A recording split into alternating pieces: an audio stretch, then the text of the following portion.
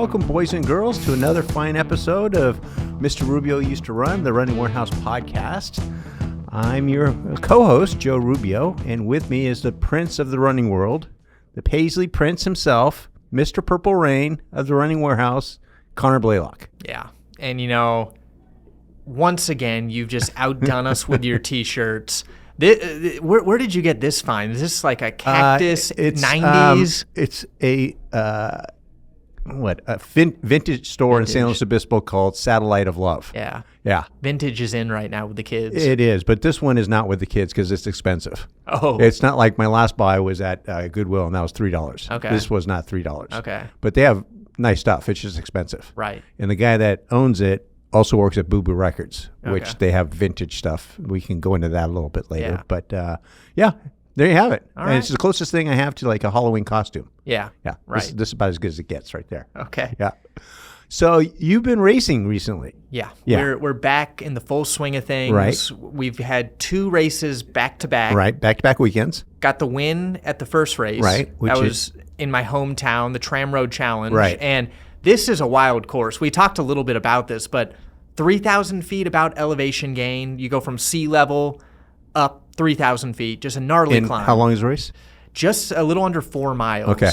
So it's hilly. It's hilly. Or not hilly, just hill. Yeah. Yeah. And an Olympian has the record at like 6:45, 6:50 mile pace. So that just shows a 28-minute guy running 6:50 paces. Yeah. No joke. Yeah, exactly. And you won that. I won it. Okay. And it's funny because like I took off, and I've done this course a couple times. I know how hard it is. And every single year, you've got someone who just takes off like crazy because the first mile isn't that bad. And you just look around, you're like, oh, we got a bunch of guys who have no idea what's in store. Right. There's going to be a body count out there. Yeah. Yeah, exactly. So I went by. I took the win pretty easily. Okay. And I wore the Saucony Endorphin Elite 2, Okay. which is the shoe I've been racing in quite a bit. And the one thing that I noted with that shoe, not only is it, we've talked about one of the softest, bounciest, most fun shoes, the shoe to look out for in 2025. Right.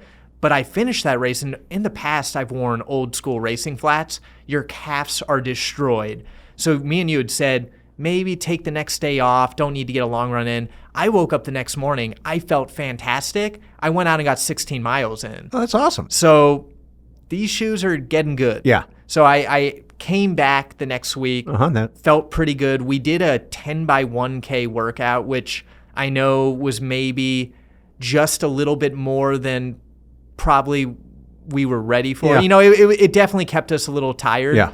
So I did tempo run for the next workout, ran 5:20 pace and felt pretty good. I was maybe a little beat up, but I looked at the heart rate data, 145 for 5:20 pace, which is pretty good. Shows that I'm in pretty good shape. Yeah. So and that was at the 4 mile race. that was at the 4 mile. Okay. And I won a Running Warehouse gift card, Yeah. so I got a free entry. Exactly. You won a $25 gift card. So I helped put on that race. Yeah. It's a fun race. It's a small race out Yeah. in Los Osos. Yes. Rolling Hills, and been around for 40 some odd years. Yeah, and some legends have ran in that race. Yeah, exactly. And the other thing is it supports Morro Bay High School cross country. So I think we made four grand. Yeah. On one morning of work. Giving back to the people. That's what we do. So, speaking of upcoming races, what else do you have coming up? Yeah, so we're coming off of 2 back-to-back successful weeks, and we're going for a 3rd week in a row. All right. With the Santa Barbara half. So by the time this podcast comes out, I will have already finished. We talked about this a lot. This is 6 weeks out from the goal half marathon. So the whole purpose of this race is to see where the fitness is, test out some race day scenarios. Right. And should be fun. I felt really fit during the workout yesterday. I felt just easily cranking out 5:08 pace. So it's a good confidence booster coming into the race. Yeah. So the team did quarters last night at San Luis Obispo High School. Yep. And it's a pretty good scene we have there. We have the track to ourselves. We have it signed up Wednesday nights from 5 till 8. It's just us on the track. There's a bathroom. There's parking. There's lights. There's no wind. It's a pretty good scene. And the track's nice. Yeah. Yeah. So we were there last night. And then I had a friend that came into town, Steve, who, we have time. I can give the story about Steve. I hadn't seen Steve in a long time. And maybe about 6 or 8 years ago, I was at an alumni event. We were running. And I asked him if what he was doing for work. And he said, actually, I'm out of work at the moment. And I said, really? Are you looking for work? He says, no, actually not. And I said, why are you out of work? He says, well, I sold my company. And I said, your company? He said, yeah. I said, what company is it? And he says, Square Trade. And I says, I'm not familiar with Square Trade. What is it? He goes, it's a insurance company. We insure mobile devices, like cell phones and iPads and that sort of thing. And I said, who bought you? He goes, Allstate. I go, huh, why is that? And he go, well, Allstate, the autonomous cars and so forth, there's a lot less accidents now. So they need to insure something that people break. And so that's why they bought my company. And I said, if you don't mind me asking, how much did you sell it for? And he said, $1.4 billion. And I said, billion with a B? He said, yeah, with a B. And I said, so you did pretty well. And he goes, wait. I had a bunch of venture capitalists and stuff like this. And I said, but you did okay. He goes, yeah, I did okay. So he currently, he supports 13 engineering science students at Cal Poly. And these are disadvantaged kids that whatever they don't get in grants, like Pell Grants and so forth, he pays for the rest. So they get full rides. So he was here in town to take them out to either. I think he's taking them out to dinner tonight. Nice. So we went golfing yesterday, and then we're both into vinyl. So we went to this vinyl bar called Jan's and had a beer, and then we went to practice. And he's walked around. He's a cross-country and track coach, small school up in San Francisco.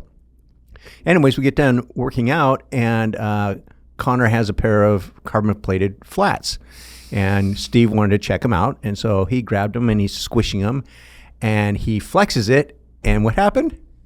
The carbon plate snapped. So what we learned with this, boys and girls, is don't try to flex your carbon-plated shoes. And to be fair, we know this. We've snapped a few over the years. But we haven't done it recently. We haven't done it recently because I feel like we know better now, but it happens. And it's a good reminder, these shoes, they're not built, when you do a standard running motion, you're not going to bend like you would with shoes. So as tempting as it is, do not bend your plates. You're going to be out a pair of shoes. So now I got to figure out what I'm going to wear this weekend because that's been my shoe the last 2 races. Yeah. I'm thinking now it's going to be the Evo 1. Yeah. That was already going to be probably my main goal race. So it is always a little worrisome going into a half marathon without truly testing the shoe. But you should be fine. But the Evo 1, I'll make an exception. So you'll take one for the team on that one. Well, what's been happening in the world of running, like competitive running? I mean, a lot. Yeah. There's been a lot of great races, but I think the big hot topic right now is the New Balance acquisition. We got the biggest sponsored athlete probably in the world right now. We got Parker Volby signed to New Balance, and we've been hearing about this for months because her dad's been negotiating a deal. No one knew if it was going to be Nike, Adidas, New Balance.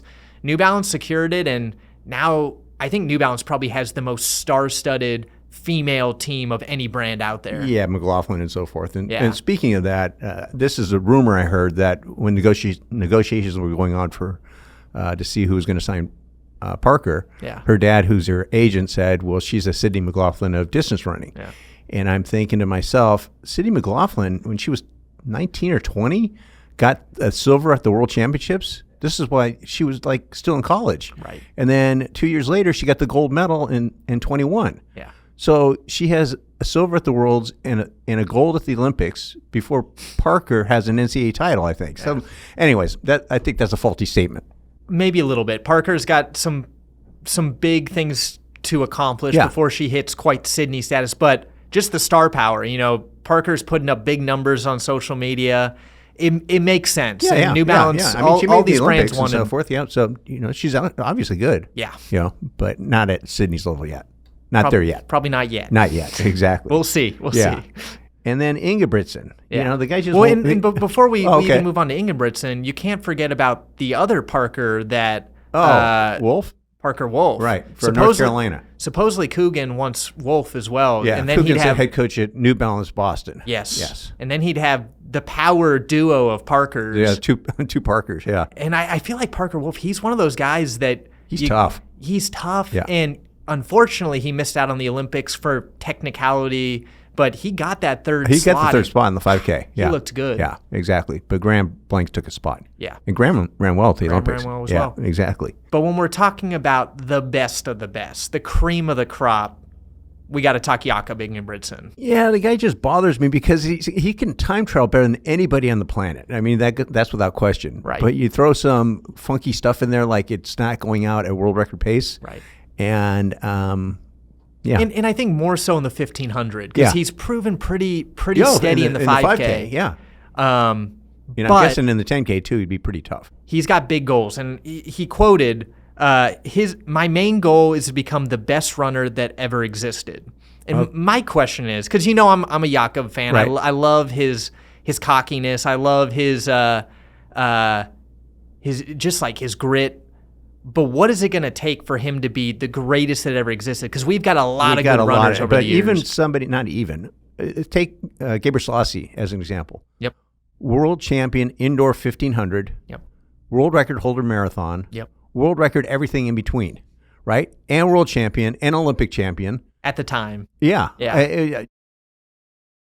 There's nothing he didn't do. Right. There's stuff that Ingebrigtsen hasn't done. And Ingebrigtsen, to be fair, is young. He's young. He's done a lot. Like he's got Olympic medals. Yeah. He's starting to accumulate some records. In my opinion, I think he said he wants to get every world record in every distance from 1500 to marathon. Is that possible?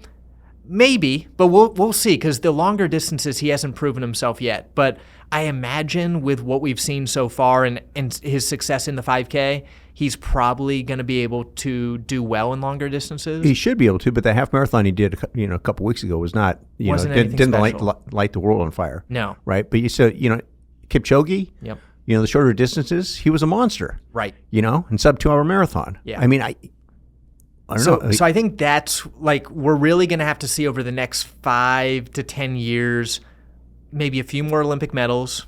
Yeah. Maybe some world records. Definitely some world records. Yeah. And because, when we talk about Bekele, Haile, a lot of these guys, they don't necessarily have the records anymore. So if Jakob can get some records on the books, but it's going to be tough. It's going to be really tough. Big shoes to fill. Yeah. I don't see how he's going to be able to do it. He's going to have to do something incredible. Yeah, but I feel like people always count Jakob out, and he always comes back hard. So let's see what happens. Okay. You're not a Jakob fan. I'm not. But then, so that's the current generation. Yes. We always go back. We're history. You can't forget about where it all started. We're history class here. Yes. Exactly. And I saw a recent article and like a thread had popped out about your buddy, Ralph Cerna. I wouldn't call him buddy, but I know him. Okay, yeah. So, Ralph, for those who don't know, was a high school phenom. He went on to UC Irvine, and on that team with him was Steve Scott and Eric Hulst. Eric Hulst won the World Cross Country Junior Championship, so he was a heck of a runner. Laguna Beach, he was Laguna Beach. And then you had John Koenig on that team at Irvine, and they won D2 Nationals. So, they had pretty good. And then Ralph went on, I think he ran 2:12 in the marathon at New York one year. But what he's really famous for is he puts on the Runners Reunited event down in Southern California, where it used to be you had to have broken 9 minutes in the 2 mile to attend. But they've opened it up to a lot of other people. So people like Bob Larson show up and things like that. Claudette Grunendahl, just a whole bunch of people. But he was a shoe designer. He worked for Reebok and Vans. And for those that know Vans shoes, their most famous shoe is the New School. So if you look at somebody walking around in his skate shoes, and it's blue with a white wavy thing, that was Ralph's design. And then he also did the first stability shoe for Reebok called the Ventilator, which is they still make it right now. It's not a running shoe, but it's he's got all kinds of crazy stuff. Right. But and the other thing he has is him and Mike Finelli had two of the largest track and field memorabilia collections on the planet. Wow. So when I have questions about things like the brush spikes from Puma, they both have brand new pairs in the box. Wow. Yeah. He's a guy I feel like we might, if we can get when I find him, I'm going to see if we can get him on the podcast because he'd be very, very interesting to talk to. Bring in his collection. Yeah. But his training, I mean, everyone says this is BS because I read the thread and everyone says there's no way but it's like if you look at Jim Ryan's training, if you look at Lindgren, if you look at Ralph, these kids ran a ton. Yeah. And a lot of it had to do with the coaches didn't have quite the understanding. It was how tough you were. Yeah. And then you just found out what Ryan was doing. You said, well, that's what you got to do to be good.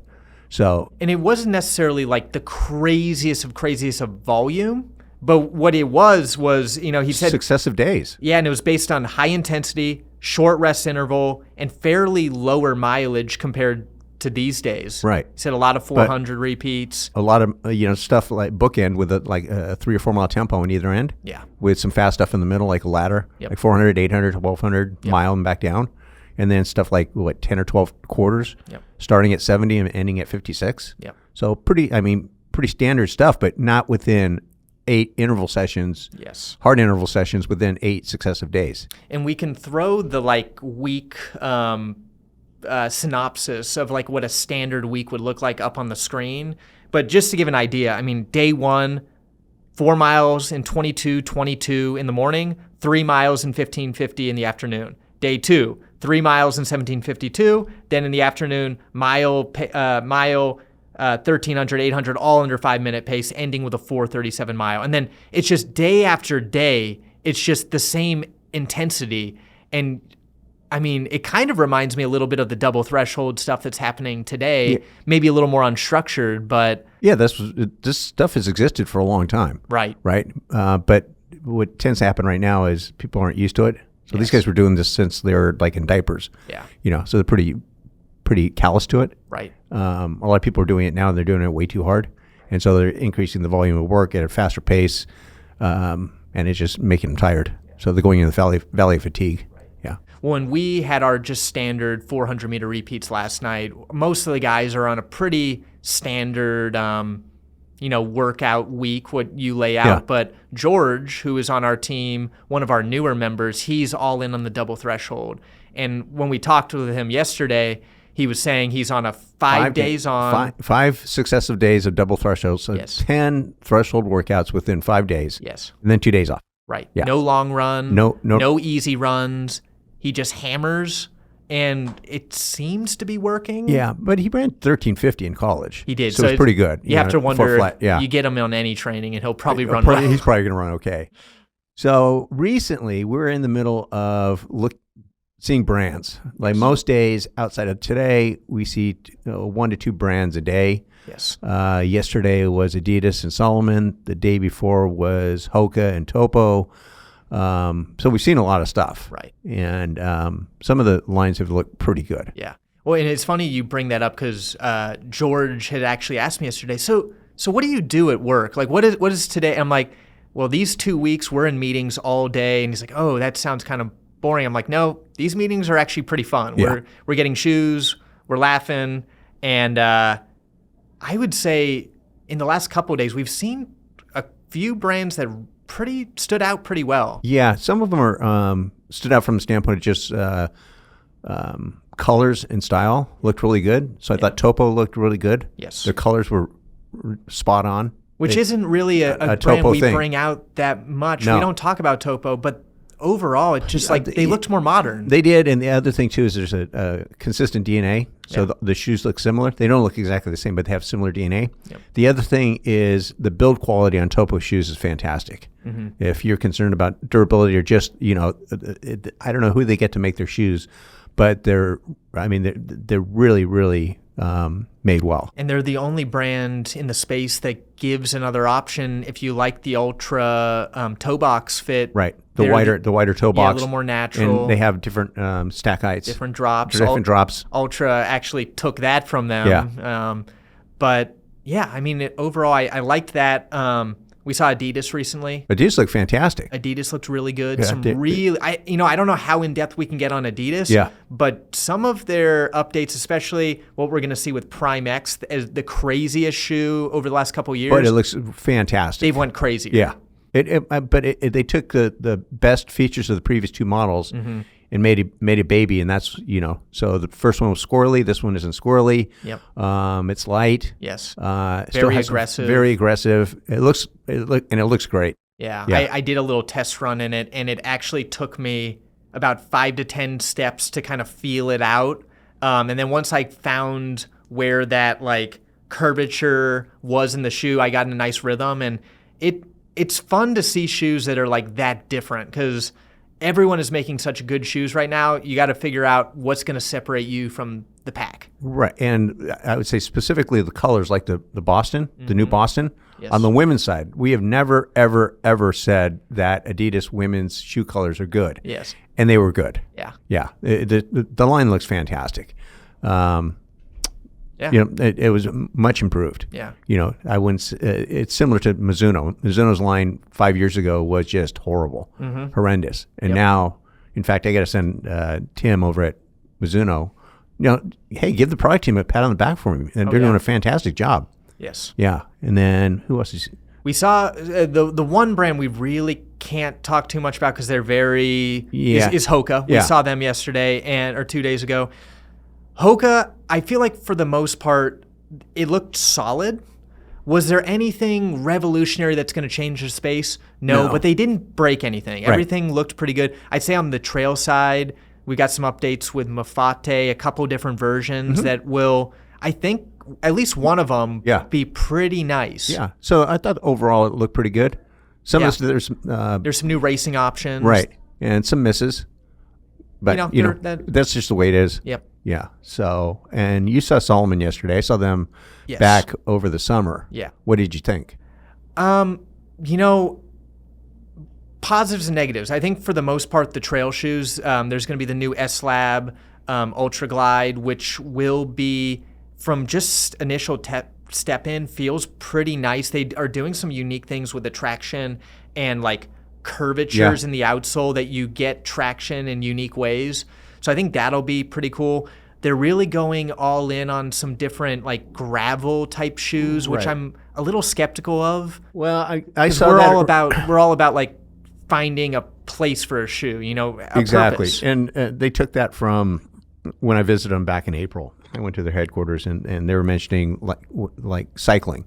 Yes. You have road, you have mountain, and you have gravel bikes. Yes. And so that's the idea, is you have a pair of shoes that you can, you know, like city parks and things like that is what it's for.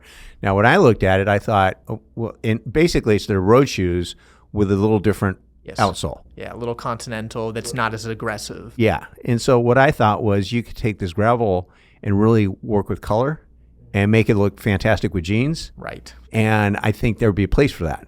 But it's very European, and the entire line is very European. Yes. So it's going to resonate with some people, but it's, I don't know.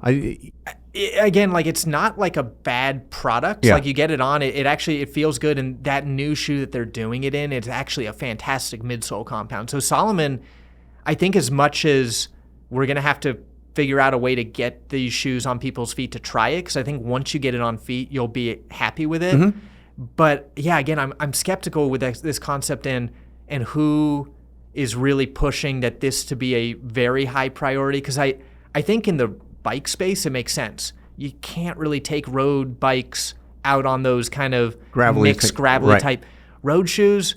We all run in our road shoes here on the fire roads, and they feel great. Yeah, they're fine. And if you find a shoe that works for you, you're probably going to want that rather than try out some new shoe that has a little bit better outsole. Yeah. I mean, the only time I use trail shoes is go golfing. Seriously. I mean, we have trails everywhere. Yeah. That's where I prefer to run, is on trails. That's all I do. But I use road shoes. The trail shoes are so good now. And every trail shoe, there's so many different purposes. And I feel like real trail people are going to find that trail shoe that works for them for that trail. And the people that are doing a little bit of road, maybe doing a little bit of road trail, are probably going to keep using their road shoes. But we'll see. We've been wrong in the past, but I'm... Usually every day we're wrong. But like at UTMB, you know, the top athletes, there's very few of them that wear the same shoe, even the same model, throughout the whole race. Oh, yeah. They switch over depending on the terrain that they're going over. For sure. For the next foreseeable future. For sure. Yeah. And we'll get a better look at a lot of these shoes. This episode will be coming out right around TRE. So if you're listening to this, probably either videos are out or will be coming out very soon on a lot of 2025 product. Another brand, Mizuno, Neo Vista, Zen. there's all these new shoes with these really awesome foam compounds that I think Mizuno is killing it in the foam space. In the geometry space, we've seen it on the roadside recently, especially with like Rebellion Pro, and they're continuing to dial that in on the training side. Mizuno is back. They're hot. Like if you've been off of Mizuno for a bit, maybe you wore a Rider back in the day, maybe you've never even given Mizuno a try, now is the time. Yeah, and the Neo Vista, I wouldn't say is a fast shoe. No. But it is a fun shoe. Yes. It's really enjoyable to run in. Yes. It really is. And plated shoes, I feel like get that that like stigma of like, oh, this is for fast running. But now we're seeing ways to make it just more fun for your easy days. Yeah, it's so not all of them are meant to really be aggressive and really throw you forward. Right. So Nike, we can talk just a little bit about Nike. We actually haven't seen much. I don't think we've seen any Nike in person, and really. You know, I know they just switched their CEO. Yes. Which is a good thing. But so. It's a fantastic thing because right now we're not seeing innovation from Nike, and that's wrong. Right. They're falling behind on a lot of stuff, especially in the training space. Yes. They've dominated race. Yeah. But even in race, I almost feel like they're falling a little bit behind with some of the foam compounds we've seen from other brands. I think we're going to get a new Vaporfly soon, hopefully some information there. But they've stuck with Zoom X for a while. They make small tweaks with Zoom X.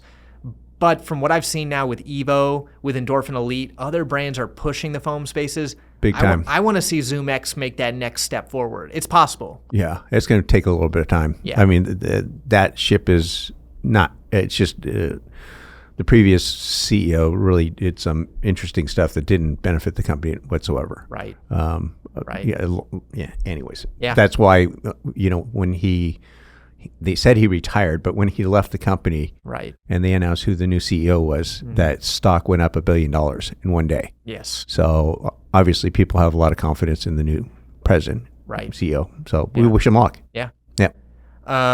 North Face. We've talked actually the last couple episodes about North Face, which probably the last few years, North Face has gotten more talk time in the last couple months because they're onto some big stuff right now. Their stuff is fantastic. The only, if there's a negative, the tough part, and they acknowledge this, is to go from being an apparel brand to a running shoe brand. Yes. Is difficult. Yes. You look at Allbirds, you look at Under Armour, and even Rabbit. It's difficult. Yes. I'm not saying it can't be done, but I can't remember that it has been done to any great extent. Yes. I mean, the North Face shoes are fantastic. I think we're going to have a difficult time selling a ton of them. Right. But the people that buy it, it's going to be, the stuff is great. Yeah. Yeah.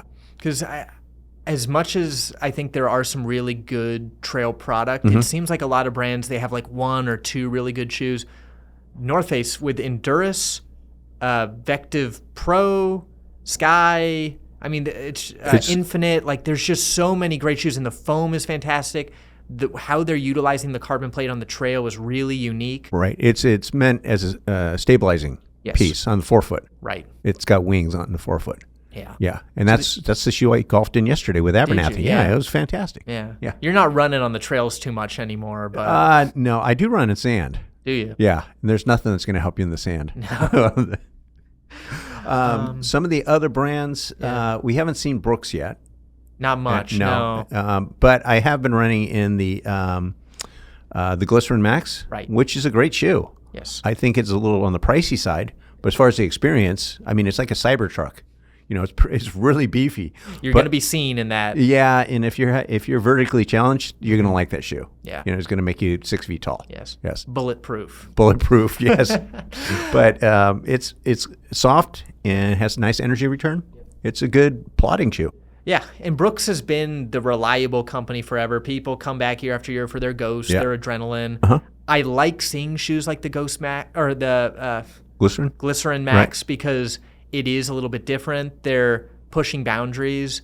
I think Brooks is a company that it's okay to innovate a little bit and do something a little bit different. A little crazy. You can keep your reliable shoes, but let's have fun with some stuff. Let's do some wild things. So while I'm kind of with you, the price tag is maybe $20 to $30 more than I would have thought. I think once you get on your feet, you can understand why it has that price tag because it feels good. Yeah, it's a good shoe. Yeah. So we're going to have much more to talk about when we get back from TRE. Yes. That thing is crazy. Yeah. Yeah. And then I'm going from there to Madison, Wisconsin, Right. for the Division I cross country meet. Right. And looking forward to that. It's with a bunch of idiots. We have a house, and most of the idiots were pretty good runners. Right. You know, a couple Olympians and things like Right. that, school record holders at Stanford. And Right. one guy won the NCAA cross country meet, and he's our tour guide. A guy named Tim Hacker. He's a professor at Wisconsin. He ran for Wisconsin. Okay. His son, Olin, runs for Northern Arizona. Yes. Yes. Oh, wow. I didn't realize that connection. That connection, there. yeah. So Tim's going to be showing us around. Cool. Yeah. What's that course like for people who are competitive cross country? I have not seen that course, but Midwestern cross country courses is real. It's nothing like California cross country. Right. Yeah, it's brutal. Yeah, you need spikes for those courses. You need to be in shape because people just go out so fast. Last year they went out in what the heck did they do? They did 4-minute pace for the first 1,000. Mm-hmm. Wow. They were out. It's wild. Right. Well, and I feel like we've seen this with some of the Cal Poly runners here who every once in a while we'll get some guys go and run at nationals, and it just seems like no one ever runs quite to the level that they did earlier in the season because they're not used to like the cold, the muddy. It's real cross-country conditions, and it's tough. Yeah. I think Davis is going to have an advantage just from having been at LSU he knows. and having experienced it. Right. So that's why he's running great in those meets, like pre-nationals and so forth. Yeah. So I guess on a different note, I went down to Santa Barbara last week and had lunch with Jean-Luc and Jeff Gray. Yes, exactly. It's very, very, very rough. And Jean-Luc always brings presents, which is a pair of shoes. Yeah. And he asked me not to say anything about the shoes specifically. Okay. But basically, it is a trail shoe with a high stack and a carbon plate and a racing upper. And I've worn it, and it's a little over 8 ounces. Okay. And it has a super wide base, so it's super, super stable. Yeah. It will never see the light of day, but it's pretty cool. I mean, it's really cool. Yeah. Yeah. And you say it's got the race upper, so it's probably fast racy, but it's also probably stable enough to where you could use this just for your daily training, right? Yeah, I've been walking around the office in it. Yeah, yeah. It is a really comfortable shoe, even though it has a race upper. Okay. I have other shoes that have a supposedly a comfortable upper, and they're not comfortable. Yeah, I can't. I want to get Jean-Luc in here at one point, we will. and just bring out all the because I've got some crazy shoes from over the years that I know he worked on, and here's some of the backstory for some of these because. Some of them make it to market. Some of them don't make it to market. Some of them, pieces of it makes it to market. But Jean-Luc has always got the coolest stuff. He's got a cool car too. I know. His Aston Martin is pretty nice. Yeah, you can hear it from a mile away. I know. It's the matte green thing with lime green brake calipers. Yeah. And the restaurant we were at was right next door to McDonald's of all things, and he parked it in front of McDonald's. So it kind of actually looks like the shoe that he gave you. Yes, it does. It's maybe crazy. Some inspiration there. Yeah, exactly. And then Jeff, his conversation revolved around golf shoes. He's working with G4, working with Tiger Woods' company, Red Sunday. Is it Red Sunday? Something like that. Yeah.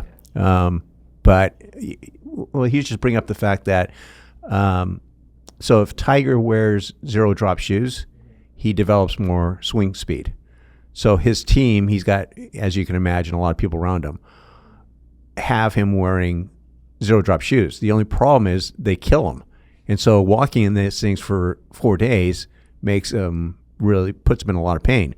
Whereas if he has a 6 mil drop, he feels fine. So Jeff was saying, yeah, you lose a little bit of power, but the guy can walk the whole 4 days.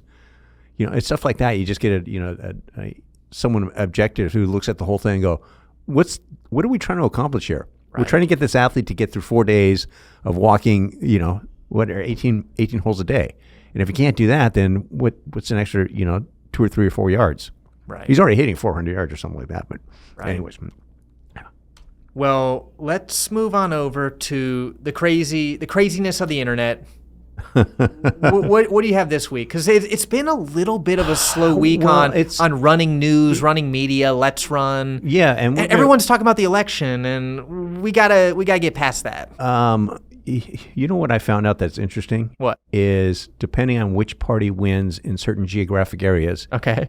The party that wins, people spend more money, and the party that loses, the people that belong to that party don't spend anything for 2 weeks. Oh man! And so if you're selling stuff, okay, you need to be aware what's going on in different areas of the world. That's weird, but it's interesting. Yeah, we're going to enter a time when there's not going to be much running news. Yeah. So we might have to disappear for a while because right now is the end of what you call cross country ends in a couple weeks. Marathon season ends now. Yeah. In New York, that's the end of it. Mm-hmm. What else? And then it starts to rain and snow. Yeah. Even the Ekiden series ends here soon. Isn't the World Series of Ekiden this weekend? Probably. Yeah. I mean, it's on the front of Let's Run. Yeah. Yeah. So once all that goes away, there's not much to talk about. Right. You can go to Let's Run and talk politics if you want. I looked this morning and there was, I think out of the first 10 things, there was one on that was kind of about running. Yeah. Yeah. Well, by the time this episode comes out, we there will know who has won the election. Right. But for now, we don't know. We don't know. Yeah. We don't care. We got to talk running shoes. And what's the crazy question you got this week? Here's something I got from Running Shoe Geeks, which is on Facebook. So Chris Ennis writes, he's apparently a top contributor. Got to be honest, I got obsessed and wrapped up in the shoe aspect of this hobby. I went from running in more 4s from New Balance, being fresh to running starting in March, to now buying and trying tons of super trainers.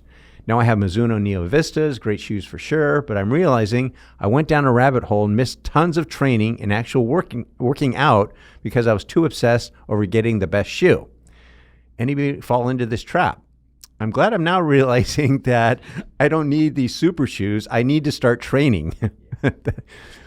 Boys and girls, that's how you get better at running, is to run. I saw another thing that I was working out on the elliptical today and looking at Instagram, and I got fed a stupid post that said, strength exercises to improve your hill running. Mm-hmm. And they said, do you want to know how to improve your hill running? And I'm thinking, run hills. Mm-hmm. That's probably a good place to start. Mm-hmm. I don't think the weight room's going to do much for you. Yeah, it's just, these people are killing me. Well, and the thing is, look, like strength exercises, shoes, these are all great things that can make small differences. But at the end of the day, the most important part is to get out there and run.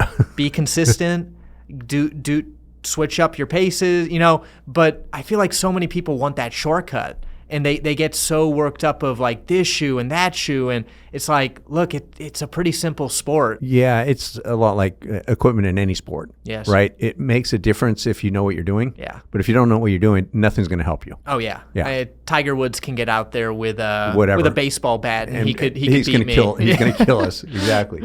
So from Let's Run, Dude What, ? asks, are running shoe companies colluding on pricing? How is every decent shoe priced exactly at $139.99? Okay. Okay, and he listed Rebel 4, the Hyperion, the Ghost, the Mach 6, Peg 41, Nova Blast 4 and 5. Mm-hmm. How are none of these companies saying, well, why not bump the price down a notch and get more customers? Instead, one company bumps the price up $10 or $20, and the others are like, well, they did it, so we can. And we blame it on inflation. Yeah. So I think there's a lot of points to get in there because that is a little bit more complicated question than just, the brands are colluding. Yeah. I mean, there are things where brands dictate what the price is, but still you have certain price ranges where you need to be in there or the shoe isn't considered by consumers to be as good. Yeah. It's weird, right? Yeah. So we've had shoes that provide the same benefit at 110 that shoes at 140 or 160 offer, but no one buys the 110. And I forgot what was the name of that New Balance Propel. Yep. Right? That was fantastic. $110. Had a plate. Yeah, had good foam. A lot of tech. A lot of tech, and no one bought it. We couldn't give it away. And so exactly what this guy's saying. They tried it. It didn't work. Yeah. I can't explain it. Yeah. And I mean, to be fair, the Rebel, when that first came out, it was a lot cheaper than everything else that was near it. And, I think that was one that it was a really good product. It had a good price point and it did well.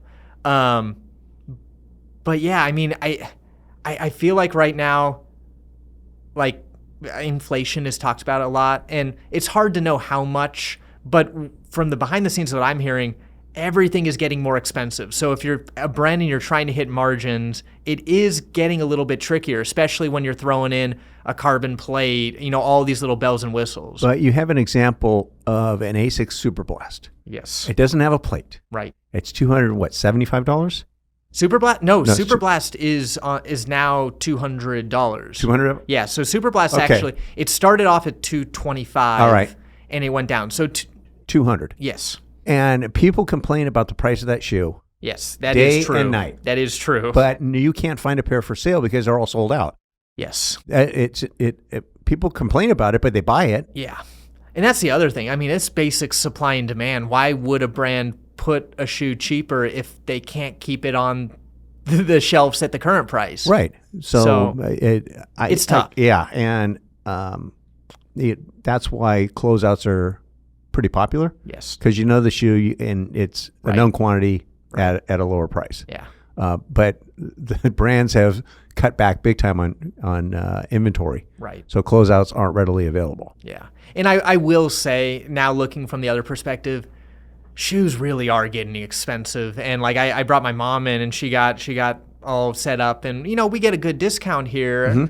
And she was even surprised at how expensive they were. And it's like, look, that's just kind of the world we live in right now. And in many respects, if you compare the price, including inflation over the years, to the shoes in the 70s, actually the shoes now are less expensive. Really? Yeah. That's actually interesting. Yeah. Yeah. But they keep about the same pace. Yeah. Or price. I'm sorry. Right. Recently, I was on a Zoom with the USATF Foundation. Okay. So I'm on the board there along with several others. I think probably about 40 people. But we provide grants for athletes that have the chance at winning medals. Okay. And so some of the athletes that actually won medals were on this Zoom and telling us about their experience, which was fantastic. So people like Cole Hawker, Ryan Krauser, Katie Moon, Gabby Thomas, Grant Fisher, Grant Holloway, Vernon Norwood, Yard Nagoose. And Nagoose is on the loose. Yeah. Super, super nice guy. Yeah. The interesting thing about him is you can just tell he's just having fun with track and field. Oh, yeah. He knows he's going to be fixing teeth when he gets done. He's got his whole life planned out for him. So he's not, he's not as serious about the income, I guess, as some of the other people. Right. And, he seems to be more lighthearted about everything. But from my perspective, a lot of it has to do with the fact that he has a direction. He knows where he's going with this whole thing. But, and it's got to be good from a stress level, having that backup, because some of these athletes, this is all they have, and a lot of them don't necessarily have a game plan once they're done. Right. Which is always a tough part as an athlete, because if things happen, and in other industries you don't necessarily break a foot and then you're done. You don't get paid anymore. Right. It's tough. Yeah. One of the more interesting conversations was Gabby Thomas talking about how her life changed after winning, she won 3 gold medals. Yeah. Being invited to Fashion Week and actually being in Fashion Week, going to the F1 race and being in the pits with one of the teams. It might have been Lotus, and then also going to a WNBA game, throwing at the first pitch, all this kind of stuff. She just said, and what she said the biggest benefit was she has a nonprofit that has a lot more support based on the fact that she's gotten a lot more eyeballs on her success. Right. So that was fantastic to hear. And that's a new trend. I mean, obviously, back in the 70s, runners were looked at. Everyone knew Frank Shorter and 70s, like with Steve Prefontaine. But nowadays, I feel like distance runners don't necessarily get that mainstream. And with things like the Netflix the Netflix documentary, and I feel like track stars are getting a little bit more publicity, and it's a good thing. Yeah. Well, when Cole Hawker was talking on there, the person who was doing the interviewing was Dan O'Brien. And he was saying, it was one of the biggest surprises was Cole Hawker winning the 1500. Oh, for sure. And what you call it? Dan was asking Cole, what he thought. He says, no one asked me if I thought I was going to win. I thought I was going to win. Well, because everyone, the whole story for that leading into it, the months coming in, Was right before. Her and Ingebrigtsen. And Naguse and Hawker said the same thing, that the race that cemented in their mind that they could win medals was the Olympic trials. Right. Both of them cited that independently. And the one thing that was that Dan didn't bring up on the Zoom was the fact that the U.S. hasn't had 2 medalists in the 1500 since, I don't know, since the Olympics started. Right. I don't know, it's maybe 1912 or something like that. It's been forever. It's great for American running. And I think even before that race, we saw Hawker. We've seen what Hawker's been able to do over the last few years. A lot of people in the office were counting him out, saying, maybe he could get a bronze. But I was saying, when you look at how Olympic races, championship races are ran, Hawker is set up perfectly with his kick. And you do not want him anywhere near you. No. Nowhere. I mean, he has the best kick on the planet. In that race, they got their perfect pacer. Jakob did all the work. I honestly believe if Jakob hadn't have done that, if he had sat right back with Hawker, he might have actually been able to pull off the win. But his pacing was it was poor. I mean, good luck setting a world record solo. Right, and the other thing, he went out, the first 200 was too fast, and the 200 from 800 to 1,000 was too fast. Yeah. And that was it. He just killed himself dead. And the other one that reminded me of was Steve Scott in 1984 in L.A. He took off with 600 to go. Yeah. And he just set it up for everyone. Everyone just sat on him. Yeah. He pulled everyone along, and they outkicked him. That was the only strategy he could come up with. But and going back, as I mentioned earlier, Steve Scott was teammates with Ralph Cerna at Irvine, and then their coach was Len Miller at Irvine. Len went to Arizona State, and Steve Scott followed him and set the American record and all that kind of stuff. Yeah. But then when Steve became a Masters runner, he went back to Southern California, started running for a guy named Irv Ray, and Irv was coaching at Cal Baptist, and so he was there, and then coaching Steve, and Steve was running pretty well there, and at the same time, Irv was coaching Ryan Hall, who was in high school. Wow! And then Ryan went to Stanford and ran for Vin Lanana. Yeah. And then when he got out, he moved to Mammoth and joined the group with Dina Castor, and had Joe Vigil coaching him. And Bob Larson was there and so forth, and Mab.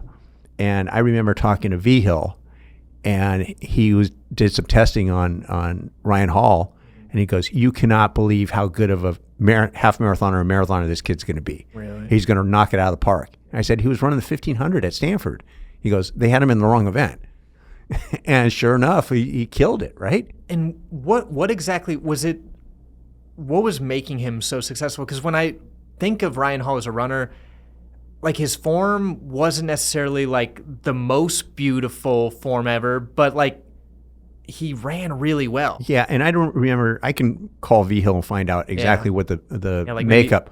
But it's obviously a combination of how efficient you are with the oxygen, right? VO2 and max, and VO2 max, the combination. But he was saying he hadn't seen anything like that since Canucci. Wow. He had his test scores, and that's when he broke the world record in the 10K. Right. But yeah, Ryan was pretty good. And then the other connection is Ryan's wife, Sarah. My old roommate coached her in high school. Right. Yeah, it's all everyone's interconnected. That's this running world. You can't go more than 2 steps without having a connection. Irv coached Brenda Martinez at Riverside. Yeah. And didn't have much success with her. And then she ran for Vigil, and she made the Olympic team, right? Yeah. So it's all interconnected. Right. Yes. Right. Yeah, and Ryan Hall, if you look at him now, for how jacked he is, he still runs pretty quickly. Like you see that guy going, he's like a bear coming down the street. It's wild. That guy can run. He can run. I know.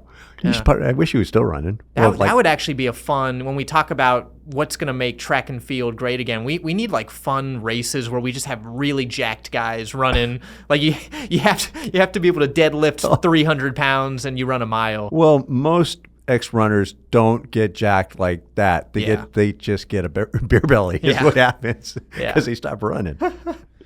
All right. Well, and then so let's round out. So you had this Zoom call. Yeah. You saw all these people. Who would be the one person of that group that we bring them on the podcast? Who would have been an interesting pick? Actually, Vernon Norwood. Who's that? He was on the 4x4 team. So he was a kid who yes, right? Yeah, he was the one who took the baton from Quincy Wilson. Yes. And he was mentioning that when Quincy took the baton, he goes, I couldn't believe it. This kid, 16-year-old kid, is running on our team. Yeah. And he says, I was just a fan. And I'm the next guy taking the baton. I didn't even see how well or poorly he was running. Right. And then once he was about 10 yards away from me, I switched gears and got into race mode, and made up some ground. That's cool. But then he had to talk to Quincy afterwards and say, hey, man, don't worry about it. Yeah. You're still good. He's young. He's 16. He's got a lot. Anyone who's going to talk smack on that, look, the kid's got a lot of future, a lot of promising future. Fred's been talking smack about him, right? Have you read that stuff? No. He just said that Quincy should have been on the Olympic team. Yeah. It should be just left to pros. I guess. But, I mean, when you looked at what Quincy had done, he had ran some pretty he deserved to be on the relay squad. Yeah. Yeah, which was pretty cool. Yeah. But, I mean, everyone, Ryan Krauser had just gotten engaged the day before, and he celebrated by going fishing that morning. Wow. So he showed up a little bit late to the Zoom. Yeah. He had his fishing hat on and all that stuff. Yeah. But, I mean, these people, all of them, and that list I gave was not everyone. Yeah. Everyone that spoke was polished, professional, just represents our company, fantastic. Wow. It was really cool. Well, with TRE coming up, I know we're already in the works of talking with at least a few episodes that we'll do there with some fun guests. So we'll see who we get, but I'm pretty excited with a few of them. Yeah, we have some other people coming into the studio as well. Do we? Is that locked in? Yeah, well, around Christmas. Okay. Remember our athlete? Right. Yes. That'll be a big one. That'll be good. I feel like that athlete is, a lot of times in the sport, you retire or you kind of, it's almost like fade, you kind of do that that slow retire, and then you don't hear about these athletes. So I think this one will be an exciting one because it's a fan favorite in the building, and really for the last 20 years we've been following her story. Right. I've known her since she was, I don't know, like 10 or 12, something like that. But when I asked her, she said she would be honored to be on the podcast. Perfect. Which I don't think we have had anyone be honored to be on the podcast. I don't think so. No, exactly. All right. The last thing. Okay. We've got some shoes. Oh, yeah. We got shoes. So, we'll Joe's shoe closet, Connor's shoe closet. I don't even know whose shoe closet this is this week. I got to grab. We should get a photo of all the shoes behind your desk. This was a grab bag from, these have been piling up. But we've got a couple shoes. We've got the Skechers Speed Elite. We've got the Saucony Sinister. Yeah. And last but not least, we got the Puma Fast Forward. This is a mouthful here. Fast Forward. All three of these shoes, very low profile, super foam. This is a space that I feel like we've been talking about quite a bit for a while. And I don't know if anyone has totally hit it out of the ballpark yet with these low profile super shoes. All three of these I really enjoy for different reasons. The Speed Elite was the one that this was one of the first super shoes that I used. Yeah. We had Vaporfly, and this was the first one that was low profile. And the price wasn't that expensive. It wasn't bad. This was the cheapest on the market at the time. I love this shoe. And it's funny, it was my favorite workout shoe at the time. And coming back to fitness, I put it back on, and it didn't run quite as well. And then as I got fit, it started to run better. So I think that's one of those reminders that sometimes shoes, your fitness really can determine how it feels on foot, because this is a favorite. Right, and the force you're generating, yes, right, for the length of time. Exactly. And also your form improves. Right. gait's going to be different as you get fitter. Yep. Your weight's going to change. There's a variety of different things. Oh, for sure. Yeah. And it has the H plate design. This was I believe this was the first Skechers shoe to have that. It wasn't H the plate. Razor? No, because the Razor was originally just straight foam. Okay. And that H plate was Kurt and Jeff Gray came up with that. Right. Right. A really unique design. And now we're starting to see a lot of companies do their own takes of this. But we've said it, the H plate is so great because it saves weight by not having like a full plate, but you also get the stiffness You do. these It's just winglets. not as stable Right. as a full plate. Which can help But on the that's trails. That's what a lot of trail shoes are going with an H plate. Right. To allow. A little bit more Yeah. Sinister. This has been a shoe that I think we were pretty excited about and a little bit more niche once we got on foot. One, it's a really narrow fit. The amount of people that can actually fit this on their shoe on their feet is limited.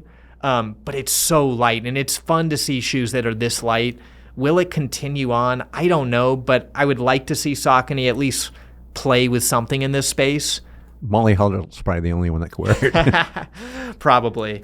And then, the Puma. I mean, what really surprised me about this shoe when I first saw it was the design of it. When you look at it, it looks like it's sticking its tongue out. It doesn't look like runnable. It looks like a lizard. And I will say, I personally would not recommend running over 5K in this shoe. If you're really efficient, if you really like that low profile, maybe 10K. But this is a wild shoe. I love the little shark fin at the end. But we're starting to see more and more of these lower profile shoes for 25. Nike's got their new Shriekfly, which I think could be the best in terms of pure performance. Yeah. What's her face? We've seen a couple athletes wear it. Carissa's. Yeah. At New York, the Fifth Avenue Mall. And she won. Yeah. And I've got it on feet. So I just got one pair. It was too big for me, but the Zoom X in that shoe, the Zoom X in the original Shriekfly was a little different. It was a little off. We don't have confirmed, but I don't believe it was a true Peebo foam. If you feel it, it feels a little bit different. This new foam actually feels really soft, really bouncy. It's got the carbon plate in it now. It's going to be a pure performance shoe. Who's going to be able to use the new Shriekfly? Probably the 1% of runners. It's going to be for your truly elite runners. It kind of reminds me of the 5280 that New Balance did. Right. It was that mile shoe. But I think it's a better execution because of the foam compound used in the geometries. Right. So that'll be cool, but it's going to be very niche. Right. And then we saw the Adios, right? The other day. The Adios. And I've already tested that shoe probably 50, 75 miles. Didn't you get a pair of the new ones? I did. Okay. So I've worn it for a cross-country race. I've worn it for our workouts. Yeah. And I've rode it for a road race. And it's a fun shoe. And the price point is fantastic. Yeah, that's a great shoe. Yeah. So and then the Cielo Road. Cielo Road will continue. Yeah. I don't think it's phenomenal, but it's not bad. No. Nothing groundbreaking. Especially if you want a good workout shoe. Yes. And a lot of these, that's what you're looking at, is a workout shoe. Right. Maybe not necessarily a race shoe, but something that, like the old Magic Racer. Right. From ASICS. Right. I don't know that anyone actually raced in it, but everyone ran mile reps in it. Yes. It was pretty inexpensive. It was a fantastic shoe. Right. Yeah. So we'll see how this space continues on. It would be great to see a shoe that could be low profile and as light as when you take away material, you can make the shoe lighter. The problem is the higher stack you get, the more bounce, the more rebound. So if we can figure out a way to get that magic feel that you feel in a 40 millimeter shoe in a low profile shoe that's more nimble, it could get exciting. But for now, I think there's just going to be different uses and different reasons. The other thing we're seeing is, with the super trainers, they're starting to figure out how to make them really high stack. Yes. And stable. Oh my gosh. And you have a couple that are pretty good. Yeah, and I've even put on a shoe that's over 60 millimeters, and some people are saying, what's going to be too high? And I think there is a point where things can get too high, but some of these high stack shoes I've been trying, they're doing such a good job at making them stable that, I think we're going to continue to see the trends push up a little by little. And then we've even got things like what we're seeing with Mizuno Wave Rebellion Pro, where they're getting these heel bevels where technically they're well over 40 millimeters in stack, but they're still making the World Athletics legal limit for now. Yeah, because it's 12% from the back of the shoe. Right. But I don't know. The bevel and the heel is able to get it under that limit. Right. So, well, according to Danny at New Balance, they're going to switch that. So it's the average. Yeah, it's probably going to. You have to average out the whole whatever. There's always someone who has to break the rules, like push the limits. Yeah, Todd over at Puma, the rule breaker. The rule breaker. Yeah. So hopefully we'll see Todd at TRE soon. I know he's got a new big gig at Puma. So I don't know. I don't know of anyone that's not going to be there. It's the place to be. It is. The pros, the industry people, the running shoe fanatics, everyone. If you are in the running shoe space, you're going to be in Austin, Texas in a couple weeks. In a couple weeks, exactly. So cool. Yeah. All right. Well, there we have it. Yeah. Another fine episode concludes. Yep. I want to thank you. And I'm just remembering, what do we need to say? Like, comment, subscribe. There we have it. All right. Until next time. Till next time. Peace out. Thanks.